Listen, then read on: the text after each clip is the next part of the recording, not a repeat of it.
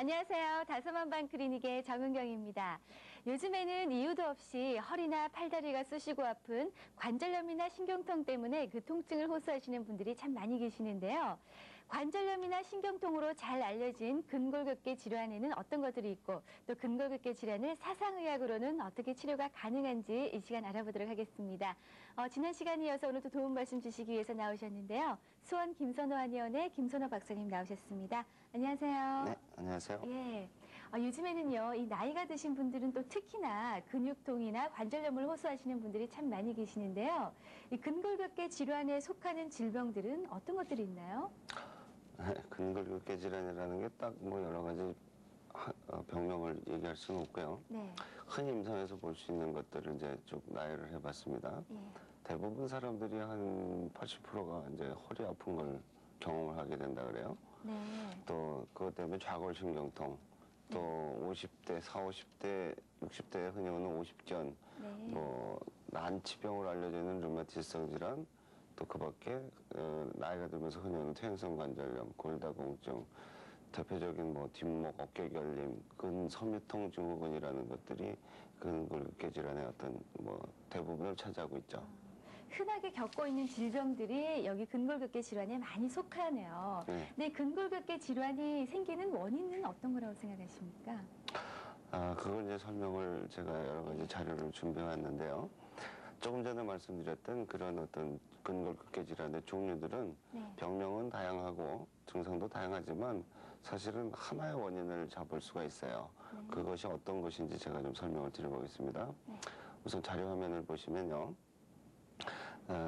요 근육의 경직이라는 것이 여러 가지 스트레스라든지 자극에 의해서 오는 것이에요. 네. 저희들이 지금 질병편을 쭉 소개를 하면서 스트레스 또 어떤 충격 이런 것들, 정신적, 육체적, 물리적, 화학적 이런 스트레스들이 다 근육의 경계를 초래하는데 이 사파를 먼저 보시겠습니다. 예, 그림을 살펴보면 근육의 경결이 이런 식으로 오게 되면 예. 이런데 통증을 느끼게 되죠. 그것이 조금 더 심하게 되면 예. 그 자료 화면에 보시다시피 척추 사이사이에 있는 근육들에도 그런 근육의 경결이 오게 되고요. 그것이 조금 더 진행됐을 때 척추의 변형을 초래하게 됩니다. 예. 그 그림에 보시다시피 척추가 삐뚤어 돼 있죠. 그런 것들이 점점 진행이 되면 이 단계에서는 지금 요통을 일으키고 좌골신경통을 일으키는 화면이 되고요. 네.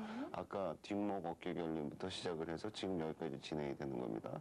보상작용으로 몸은 계속 삐뚤어지게 돼 있어요. 다음 화면을 보시면 네, 그것이 보상작용으로 이제 경추에도 영향을 주게 되죠. 네.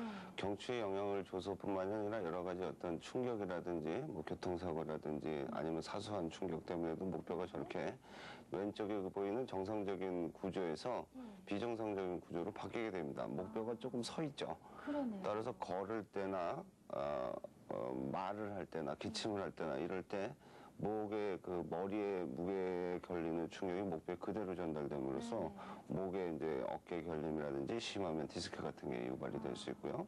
저런 것들이 좀 더 심해지면 전체적인 몸의 비정상적인 구조가 형성이 되게 되죠.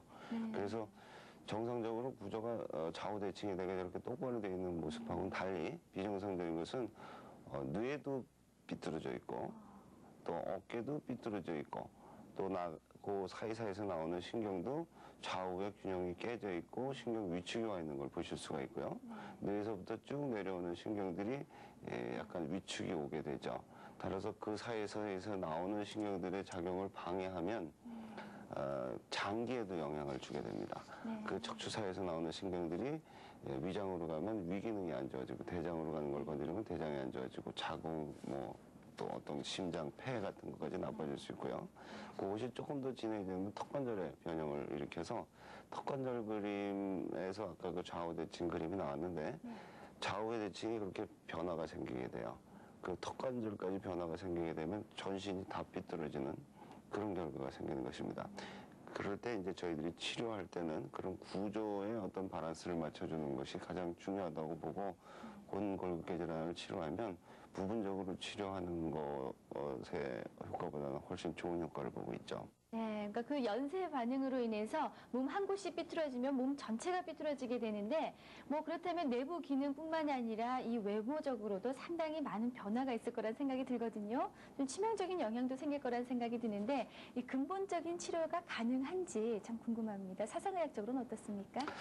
네, 우선 그 환자들의 표현을 빌으면 통증이 여기저기 옮겨다닌다 이렇게 표현을 하세요. 네. 온몸이 쑤시지 않는 것이 없고 또 어떨 땐 여기가 아프고 어떨 땐 무릎이 아프고 어떨 땐 어깨가 아프고 네. 또 대부분의 환자들이 허리가 아파서 치료를 받으러 왔어도 검사를 해보면 어깨나 턱이나 또 다리, 무릎 이런데 그런 것들에 이제 문제가 대부분 같이 수반이 되어 있습니다. 네. 그런 것들은 총체적으로 봐야 된다라는 근거가 될 수 있는 얘기예요. 네. 또 그것이 이제 아까 보여드렸던 그런 자료처럼 골격에 변화가 생기면 실제 관절에는 어떤 변화가 생기는지 그림으로 보여드릴 수가 있는데요. 네. 관절이 제 위치를 벗어나게 되면 정상적으로 이렇게 맞물리게 되는 구조에서 약간이라도 벗어나게 되면 뼈와 뼈끼리 닿게 됩니다. 예. 그런 결과 그것이 다음으로서 마모가 돼서 여기 보이는 그림에 연골에 마모가 온 것을 볼 수가 있고요. 연골에 마모가 지나치게 되면 이런 식으로 뻘겋게 헐고 또 여기에 염증이 진행이 되죠.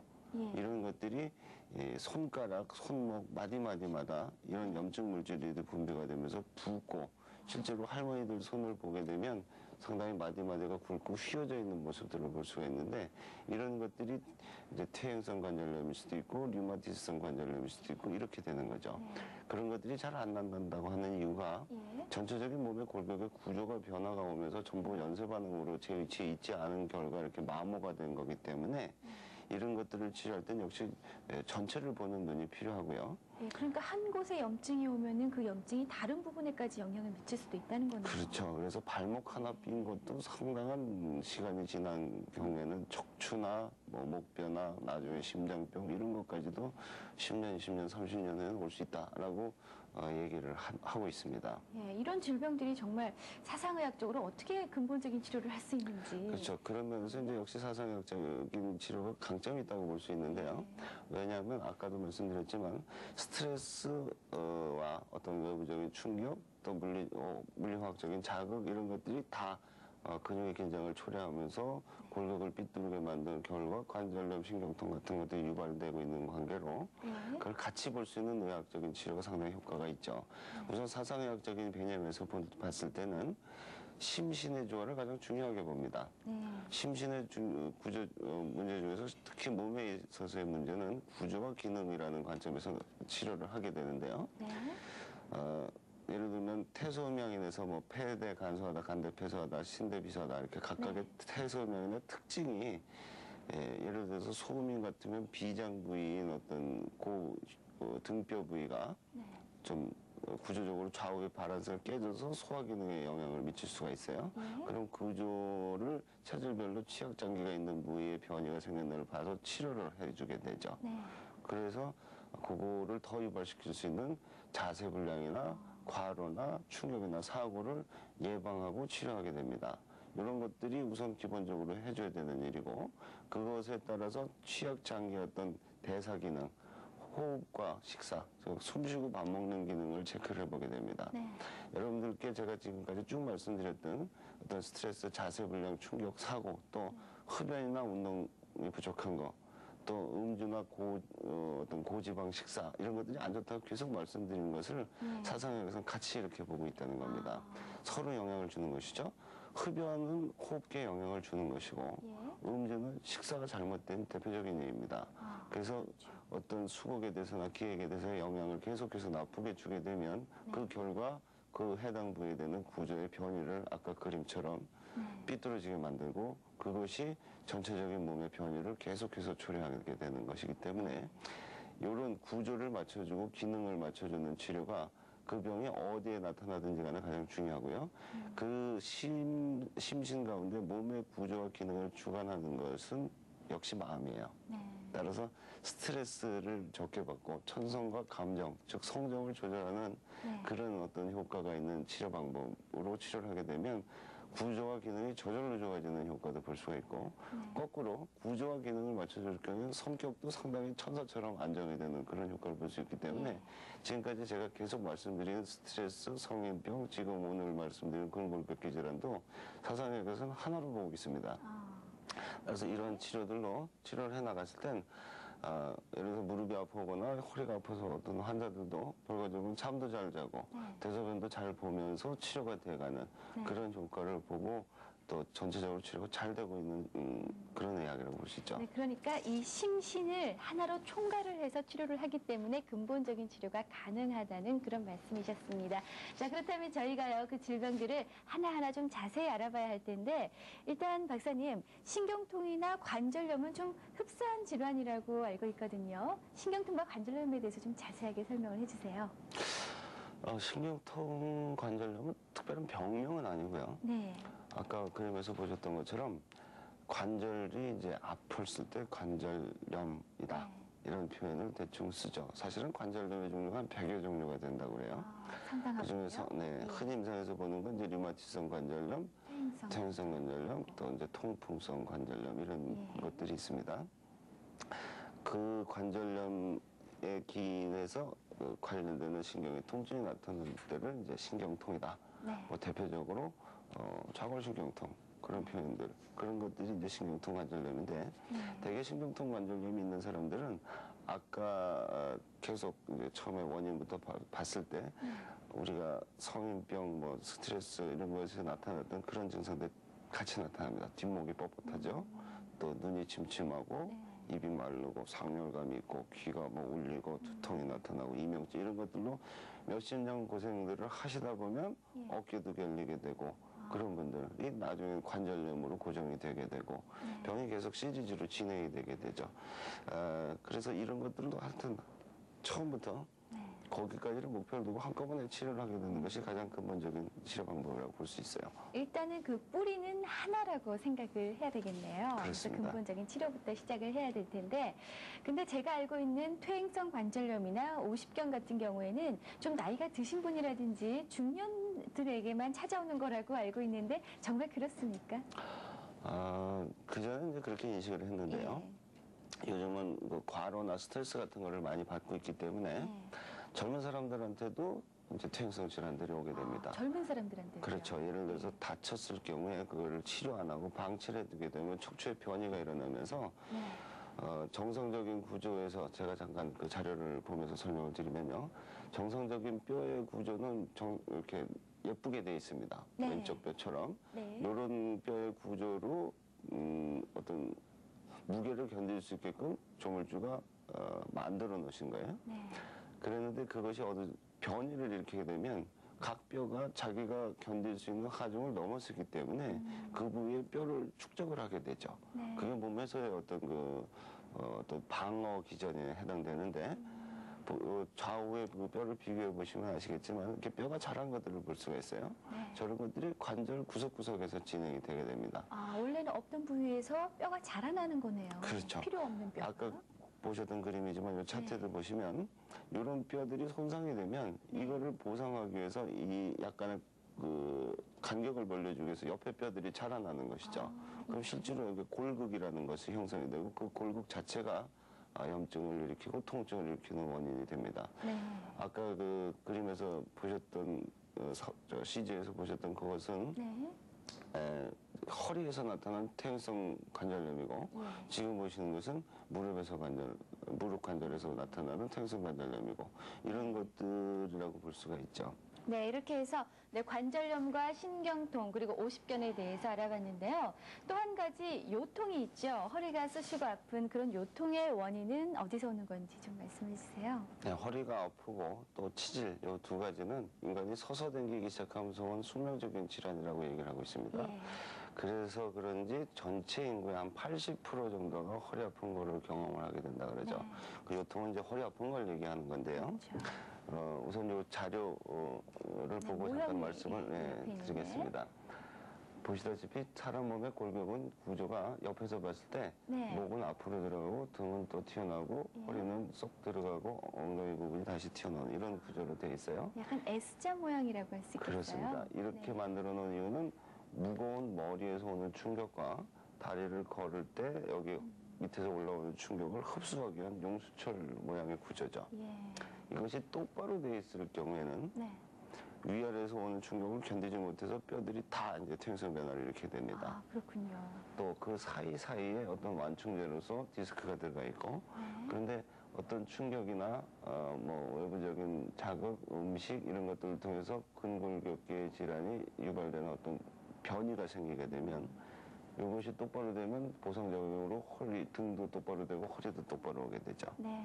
이런 것들 때문에 충격에 의해서 근육의 경결이 초래되고 신경이 눌리고 이런 증상들을 나타내게 되는 겁니다. 네, 참 과학적이네요. 네. 네, 요통 치료를 받은 분들의 치료 사례를 통해서 치료 경과나 증상에 대해서 좀 더 자세하게 좀 소개를 해주세요. 뭐 요통을 일으키는 원인 질환은 상당히 많아요. 예. 여러 가지 뭐 대표적으로 그냥 어떤 근육에 의한 통증 또 흔히 알고 있는 여기 모형에서도 자세히 보실 수 있습니다만 저 디스크, 그러니까 디스크라는 것은 척추의 추간판 사이에는 연골을 얘기하는데 네. 추간판 탈출증이라고 해서 네. 그 추간판의 그 수액이 터져 나오는 네. 그래서 신경을 건드리는 것을 이제 디스크라고 합니다. 이것이 여러 가지 이제 통증을 일으킬 수가 있어요. 심하면 심할수록 다리 쪽으로 다리가 땡기고 저리고 고춧가루 뿌려놓은 것 같고 터질 것 같고 어떤 분들은 감각이 둔해지고 심하면 다리에 그 발목 같은 것을 힘을 못 주고 따라서 다리를 질질 끌고 아주 더 심한 분들은 뭐 화장실에 가서 힘을 줄 수가 없을 만큼 그렇기 때문에 기어서 생활을 하시는 분들도 있죠. 그 네. 디스크가 상당히 무서운 병인데 그런 디스크들을 뭐 여러 가지 또 합병증으로 유발을 하게 됩니다. 네. 척추의 전방전이증이라든지 이런 것들이 와서 수술을 할 경우가 있어요. 네. 근데 섣불리 수술을 하게 되면 그것 때문에도 문제가 많아집니다. 대개 이제 수술은 보존적인 치료라고 해서 약물이나 어떤 물리치료나 침구치료나 이런 것들을 했을 때 한 6개월 정도 보존치료를 했을 때도 전혀 효과가 없거나 악화될 때 이제 고려해 볼 수 있는 상황인데 수술을 많이 하고 있습니다, 실제. 그런 분들이 다시 재발을 해가지고 오는 경우가 많아요. 왜 재발하느냐면 아까 근본적으로 골격의 좌우 바란스라든지 상하 바란스라든지 그런 것들이 맞춰지지 않고 또 그것을 경결을 초래하고 있는 원인이 제거되고 있지 않기 때문이죠. 그런 것들을 제거하지 않은 상태에서 반드시 재발을 하게 되어 있기 때문에 그런 사례가 있었어요. 그 카이스트에서 공부를 하는 학생이었는데 공부를 많이 하다 보니까 이제 앉은 자세도 좋지 않고 그래서 수술을 2번을 했습니다. 그 수술 2번 해서 학생이 들어오는데 키도 굉장히 큰 학생이 허리가 꼿꼿해가지고 완전히 허리를 구부릴 때 엉덩이만 구부려지고 허리는 이렇게 막대기처럼 구부려지는 학생이었어요. 네. 전체 그 근골격계에 경직이 대단히 오게 된 겁니다. 수술 이후로. 그거를 풀어줘야지 허리를 유연하게 움직일 수가 있죠. 근데 다행히 대부분의 어떤 수술 후에 저희들이 치료는 상당히 어려움을 느끼고 있는데 그 학생 같은 경우는 지금 한 넉 달 정도 치료하면서 허리에 구부러지는 정도면 자각 증상들이 현저하게 좋아져 있죠. 그에 따라서 더 중요한 것은 그것이 이제 디스크를 예방하는 효과가 있다는 것입니다. 척추 관절의 유연성 증가가. 그래서 그 친구는 아주 지금 현재는 공부하는데도 지장 없이 아주 편한 생활을 하고 있죠. 아, 그렇군요. 일단은 좀 치료를 해야겠다는 강한 의지를 가지고 치료를 끝까지 해보는 그런 의지가 필요할 것 같아요. 자, 그렇다면 아무래도요, 이 바른 자세가 중요할 것 같거든요. 효과적인 운동이라든지 자세에 대해서 좀 말씀을 해주세요. 네. 사파를 준비했는데요. 네. 허리의 유연성과 근력을 증강하기 위해서 여러 가지 체조들이 제한이 되고 있습니다만 다 말씀드리면 별로 하지들을 않으시더라고요. 예. 그래서 제가 제일 쉽게 할 수 있는 방법 2가지만 소개를 시켜드리려고 준비했습니다. 네, 우선 그 대각선 방향으로 비스듬히 일어나는 이런 운동. 누워서 할 수 있는 거니까 잠자기 전이나 아침에 하시면 돼요. 그래서 약간 이렇게 당겨지는 정도, 허리 쪽의 근육이 신전이 될 수 있도록 그렇게 해서 당긴 상태에서 한 5초 정도를 견딥니다. 갑자기 올라오는 게 아니고 하나, 둘, 셋, 넷 하면서 이 상태로 올라왔다가 5초 정도를 견디는 거예요. 5초를 시간을 재면 상당히 깁니다. 속으로 한 15 정도를 쉬어야 되고요. 네. 그 다음에 서서히 내려오고 하는 동작을 한 3-4번 정도 하시면 실제 1분도 안 걸리죠. 네. 또 그 다음에 요런 운동이 있어요. 그러니까 요것도 역시 허리 근육을 쭉 스트레칭을 하는 방법인데 저런 자세는 한번 해본 것 같아요. 몇 번. 네, 이런 거 네. 좋습니다. 그래서 요렇게 무릎을 가슴까지 당겨서 끌어안고 역시 마찬가지예요. 서서히 당겨서 5초 정도를 견디는 거죠. 그래서 쭉 신전한 다음에 다시 피는 운동을 요 운동이나 요 운동을 합해서 한 네. 3-4번씩 반복을 해주면 잠자기 전이나 아침에 해주면 아침에 특히 이게 허리가 더 뻣뻣해질 수밖에 없습니다. 뼈에 변이가 생겨있기 때문에 그것을 잡아주려고 근육이 하루 종일 긴장을 하고 있는 거라서 네. 하루 종일 기압을 받은 상태에서 그 다음날 알백에서 아픈 거랑 똑같아요. 네. 그 근육에 섬유가 꼬여있는 걸 풀어주는 운동을 하게 되면 허리가 상당히 부드러워지는 겁니다. 요거를 아침에 해보면 실제 한 1-2분 걸리는데 이것만으로도 허리의 유연성이나 근력은 상당히 좋아질 수가 있죠. 네, 주무시기 전이나 아침에 또 일어나셔서 간단하게 해보실 수 있는 좋은 운동이신 것 같습니다. 자, 그리고요, 이 자골신경통과 요통은 어떤 차이가 있는 건지 그 차이가 많이 있는 건가요? 네. 자골신경통이라는 건 다른 병명이 아니고요. 예. 요통 있는 환자가 이제 질환을 앓으면서 나타나는 하나의 증상이죠. 네. 허리에서 나오는 신경들이 다 이제 그림처럼 다리로 지나가고 있기 때문에 예. 허리의 통증을 느끼게 되면 심하면 심할수록 다리까지 진행이 되게 됩니다. 허리와 다리는 연결돼 있다고 생각합니다. 그렇죠. 예. 다리에 통증이 나타나는 거에 대부분 허리에 문제가 있는 경우가 많아요. 네.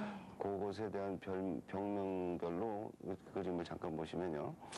허리 디스크가 있는 경우에도 네.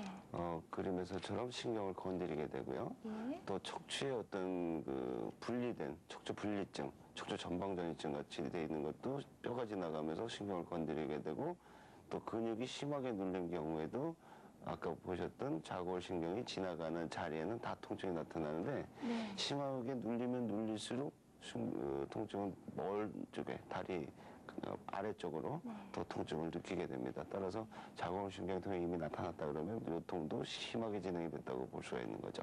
네, 그러니까 서로 연관성이 있는 거네요. 네, 그리고 또 유사한 질환으로 또 근섬유통 증후군이라는 얘기를 들은 적이 있는데 그 질환은 어떤 건가요?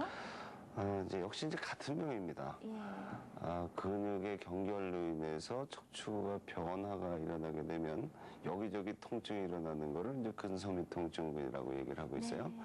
퇴행성 질환이나 류마티성의 질환이 나오지 않은 상태에서 나타나는 근육통이죠. 네. 근육통을 좀 너무 가볍게 생각하고 있었는데 그런 것 때문에 아까 봤다시피 관절염까지 다 유발이 되니까 요즘은 섬유근육통 증후군은 상당히 중요하게 생각을 하고 있고요. 이런 부분에서 서양의 의학과 한방의학이 같이 내용을 같이 하고 있는 부분이 많이 생기게 됩니다. 네. 우선 체크할 수 있는 포인트가요. 네. 온몸이 쑤시고 또 뒷목 또 등 뒤 어깨뼈 사이에 허리 통증이 나타나고 네. 늘 피곤하고 자고 나도 잔 것 같지 않고 손발이 저리고 또 검사해도 병명이 안 나타나고 네. 답답한 일들이죠. 이런 분들이 많으실 거예요. 좀 더 구체적으로 말씀드리면 네. 자기 혼자 체크할 수 있는 방법이 있는데요. 그런 방법 좀 알려주세요. 이건 이미 만성피로에서도 나타났던 얘기들이죠. 네, 비슷한 것 같네요. 네. 같이 옵니다. 네. 근데 근섬유통증이라고 얘기할 수 있는 거는 이 뒷목 부위, 네. 또 이 머리 시작하는 곳, 예. 또 어깨 쪽, 어깨. 또 코 약간 밑에 흉추 2번째 옆에, 네. 또 어깨뼈 사이, 네. 또 허리, 또 엉덩이, 그리고 양쪽 무릎 안쪽, 또 팔꿈치 안쪽 이런 데를 눌렀을 때 압통이 심하게 나타나는 곳이 네. 지금 말씀드린 데가 9군데, 양쪽에 18군데예요. 근데 한 10군데, 11군데 이상 이렇게 통증이 나타난다 그러면 그게 근섬유통 증후군이라고 진단을 하게 되는 겁니다. 그렇다면 치료는 어떻게 이루어지는 건가요? 네, 치료는 아까 말씀드린 사상의학적인 치료 관점에서 구조를 맞춰주고 또 그 근육의 경결을 막기 위해서 이제 약물 써서 혈액순환이라든지 기가 순환이 잘 되게 하고 또 부수적으로 그 구조나 기능을 악화시켜주는 심신의 조화, 스트레스를 해소하기 위해서 정서적인 갈등을 풀고 또 근육의 긴장을 풀기 위해서 도수체조 같은 걸 하고 그런 것들이 반드시 이제 수반이 돼야 되겠죠. 충분한 수면, 목욕 이런 것들을 하면서 치료를 하게 되면 고통은 30, 40대 여성들한테 많이 오지만 네. 또 20년, 30년 앓게 되지만 치료는 3, 4개월 정도의 치료로 충분한 효과를 볼 수가 있습니다. 그 정도면 그렇게 긴 기간은 아니라는 생각이 들어요. 그렇군요. 3, 4개월 정도 열심히 치료를 하신다면 충분히 좋은 효과를 얻으실 수 있으리라는 생각이 드는데요. 지금까지 근골격계 질환에 대해서 살펴봤는데요. 한방에서는 근골격계 질환을 어떻게 치료하는지 저희가 화면으로 준비를 해봤습니다. 함께 보시죠. 네, 근골격계 질환의 치료는 이제 저희들이 흔히 쓰는 방법은 골격의 구조를 바로잡게 주는 건데요. 지금 보시는 화면은 이제 턱 관절을 교정을 하는 방법입니다. 예. 턱 관절의 좌우 밸런스를 재보고 그것이 네. 삐뚤어진 부분을 이렇게 교정을 할 수도 있고요. 보조 장치를 입에다 물려줄 수도 있죠. 네. 우선 턱 관절을 똑바로 해주는 것이 상당히 중요하고 그 다음에 근육의 경계를 풀고 기의 순환을 돕기 위해서 이제 침 치료를 하게 됩니다. 예. 침 치료는 꼭 허리가 아프다 해서 허리만 넣는 것이 아니고 체질별로 그 기의 순환의 원인이 되는 것을 자극을 해서 그렇죠. 전체적인 몸의 순기를 도모하는 것이죠. 네. 또 부분적으로 심하게 아플 때는 저렇게 허리에도 직접 침을 놓게 되고요. 예. 침은 뭐 보시다시피 그 굵은 주사 바늘이 아니기 때문에 통증은 그렇게 심하지가 않습니다. 지금 허리에 침을 맞고 있는 장면이고요. 또 전체적인 몸의 좌우 밸런스를 맞춰주기 위해서 이제 저희들이 추나요법이라는 걸 하게 되는데 저 방법이 추나요법이군요. 그렇죠. 이렇게 추나 이제 테이블이 있어요. 예. 이렇게 충격을 가하면 적당한 충격의 크기가 몸에 와서 척추의 편의만 똑바로 잡아줄 수 있는 장치죠. 네. 그래서 우선 다리 길이를 체크해보고 예. 턱 관절이 삐뚤어져 있을 때 골격의 전체가 틀어지면서 골반 틀어지면서 다리가 좌우가 그 길이가 달라지게 돼요. 그거를 체크해보면 반대로 이제 허리가 얼마나 휘었는지 척추가 얼마나 밸런스가 맞지 않은지를 알 수 있고 네. 그 골반을 교정하면서 다리 길이를 맞추면 우리가 구조가 똑바로 됐다고 판단을 할 수가 있기 때문에 다리 길이를 체크하는 이렇게 신중하게 체크를 하게 됩니다. 그 다음에 이제 바로 추나요법을 이용해서 교정을 하게 되죠. 교정을 하는 힘을 적당하게 하기 위한 어떤 저런 테이블을 이제 반드시 필요로 하는 것이고요. 지금 교정하는 장면이었고, 이제 근육의 경계를 풀어주고 척추가 똑바로 왔을 때 그거를 계속 유지해주기 위해서 고르게 만들어주는 저는 롤링 베드 같은 것도 사용을 하고 있죠. 사람이 저 위에 똑바로 누우면 밑에서 저런 롤링이 돌아가면서 그 인체의 아까 척추의 휜 모양, S자 모양의 구조대로 압력을 가하게 되어 있습니다. 그냥 똑바로 평평하게 압력을 가하는 것은 좀 위험하기 때문에 저런 이제 특수한 기계가 있고요. 저것은 지금 저 장면은 허리를 트랙션하는 것입니다. 그러니까 허리는 사람이 서서 당기면서 숙명적으로 아픈 병이기 때문에 중력이 걸리지 않도록 허리를 당겨주면 디스크 같이 압력이 왔을 때 그거를 좀 벌려줌으로써 디스크가 다시 제 위치를 찾아 들어갈 수 있는 효과가 있죠. 그 견인 치료라는 것을 이제 저렇게 쓰게 되죠. 야, 네, 상당히 여러 가지 치료 방법을 함께 쓰시네요. 그렇습니다. 그렇다면 더 많은 효과도 얻을 수 있지 않을까라는 생각이 드는데요.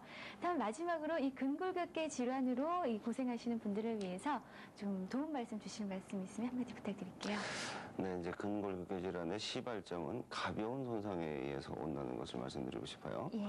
여러분들이 지금 사파에 잠깐 보시면 네. 교통사고가 나면 회초리 손상이라는 것이 옵니다. 이렇게 왔다 갔다 하면서 그냥 목이 뻣뻣해서 괜찮다 하지만 나중엔 이것 때문에 인대가 늘어나고 척추의 변형이 다 초래되고 이런 것들이 나중에는 성인병까지 연결된다는 걸 이 시간에 쭉 말씀드렸는데 네. 발목 빈 것도 마찬가지입니다. 그렇군요. 따라서 통증을 기준으로 삼으시면 오류가 있고요. 통증은 질병의 어떤 질병보다 먼저 끝난다고 생각하시고 통증이 없는 기간에도 인대가 회복되기 위해서 인대는 손상이 돼 있어도 통증을 못 느낍니다. 자체 신경이 없기 때문에 하지만 인대가 한번 손상이 됐을 때 회복되는 기간은 약 6주 내지 8주예요. 그러니까 발목이 하나 삐더라도 통증이 없어진 이후로 1, 2주가량은 반드시 치료를 해야 되고 어혈 풀어주고 근육 긴장 풀어주고 인대를 강화시켜주는 그런 약물들이 반드시 투약이 돼야 앞으로의 성인병, 앞으로의 통증 이런 것들을 예방할 수 있다는 점 꼭 강조드리고 싶습니다. 네, 오늘 이 시간 근골격계 질환에 대해서 살펴봤습니다. 상당히 여러 종류의 질환들이 있기 때문에 여러분들께 자세하게 말씀드리지 못했지만 이 시간 좀 도움이 되셨으리라는 생각이 듭니다. 다음 시간도 기대를 해주시고요. 지금까지 도움 말씀 주신 수원 김선호 한의원의 김선호 박사님 감사합니다. 네, 고맙습니다. 네, 몸이 쑤시고 아픈 증상이 나타나면 피곤해서 그렇겠지라고 대수롭지 않게 넘기신다면 더 큰 질병을 가지고 올 수 있다는 거 명심하시기 바랍니다. 오늘 내용 중에 궁금하신 점은요, 아래 보이는 연락처로 문의 주시면 자세하게 상담해드리겠습니다. 그럼 저희는 다음 이 시간에 더욱더 알찬 정보로 찾아뵙겠습니다. 안녕히 계십시오.